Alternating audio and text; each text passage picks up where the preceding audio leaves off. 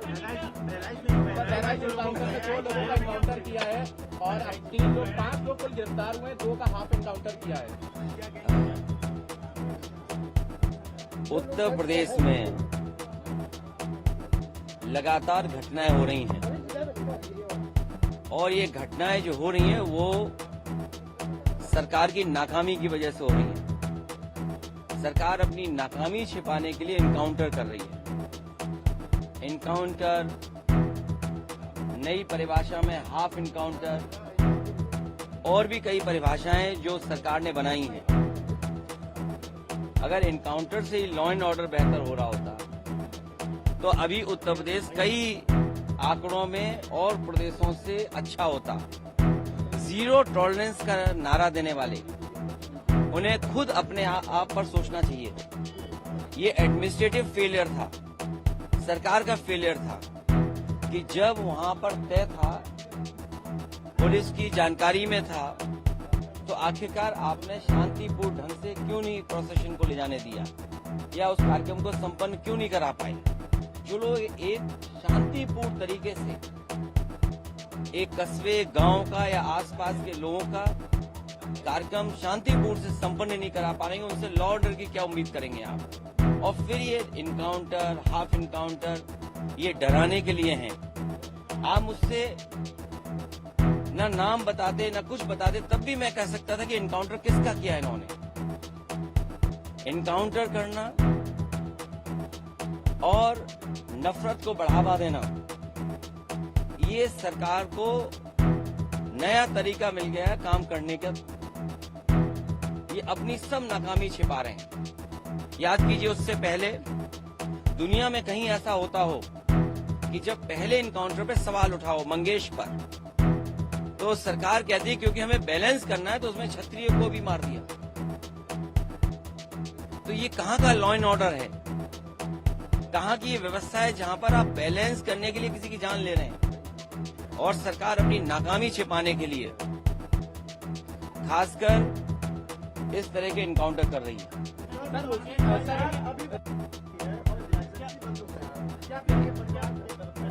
जो घटना हुई दुखद हुई, जो घटना हुई दुखद थी और ऐसी घटना समाज में न हो। जो वहां पर फेलियर था, हमारे साथी ये पूछ रहे हैं कि आप क्या करते या क्या परिवार से मिलेंगे। जो दुखी परिवार होगा उसको न्याय दिलाने के लिए हम लोग काम करेंगे। लेकिन सवाल ये वही खड़ा हो जाता है कि सरकार की नजर में भेदभाव नहीं होना चाहिए। सरकार, जो अंग्रेजों ने कभी नारा दिया था डिवाइड एंड रूल, सरकार उसी पे काम कर रही है, डिवाइड एंड रूल। ये आम लोग जानते हैं, आम लोग ये बात जानते हैं। और आप तो पत्रकार लोग हैं, बुद्धिजीवी हैं और पड़ोसी जिले का मामला है। आप मुझसे बेहतर जानते होंगे कि ये घटना हुई नहीं है, घटना कराई गई है। और कराई गई के लिए दोषी कौन होगा?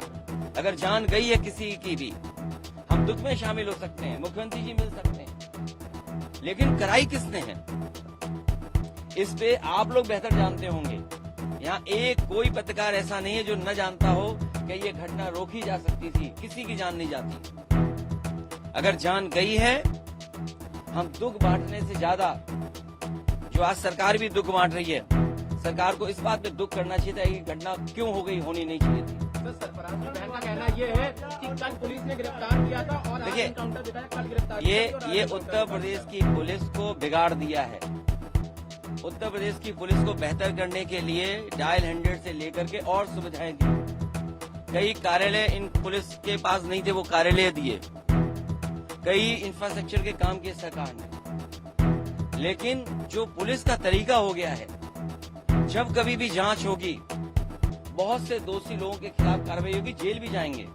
और आपको तो वो दिन भी याद होगा जिस समय अखबार में निकला था, इसी प्रदेश के, इसी सरकार के सबसे पहले डीजीपी, उन्होंने कहा कि ये पुलिस जो आज इनकाउंटर कर रही है, कल इनके साथ कोई खड़ा नहीं दिखाई देगा।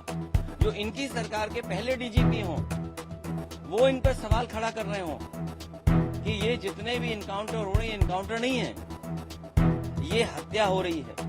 इसीलिए उन्होंने कहा कि जो लोग ये हत्याएं कर रहे हैं, एक दिन ऐसा आएगा जब इनके साथ कोई खड़ा नहीं होगा। और मुझे सुनने में यहाँ तक आया है आप बेहतर बताना इस बात को कि जिस व्यक्ति ने पहला वीडियो वायरल किया उस प्रोसेशन का, उस पत्रकार के हाथ या पैर में बहुत चोटें आई हैं। उसमें बीजेपी के लोगों ने उसे बहुत मारा है। अगर बीजेपी के लोग पत्रकार को मार रहे हैं या बीजेपी के लोग पत्रकार को जेल भिजवा रहे झूठे मुकदमे में, तो समझिए क्या छिपा रहे हैं, कुछ तो छिपा रहे हैं ना। अरे मुख्यमंत्री जी से जो मिलाया हो उसे क्या मुआवजा, क्या नौकरी की बात करें हम। अच्छा बताइए, मुख्यमंत्री जी के साथ जो 2 घंटे वक्त गुजारा हो, उन्हें तो सरकारी नौकरी देनी चाहिए। और फिर जो फेक इनकाउंटर में निकलेंगे उनको क्या नौकरी देंगे क्या ये?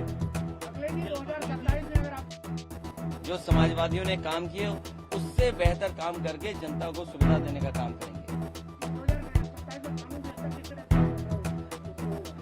ये आप मुझसे बेहतर जो पुलिस के अधिकारी खड़े हैं उनसे चुपचाप पूछ लेना, और आप नाम डिस्क्लोज मत करना, और ये पूछना कि किस सरकार में पुलिस के लिए काम अच्छे हुए।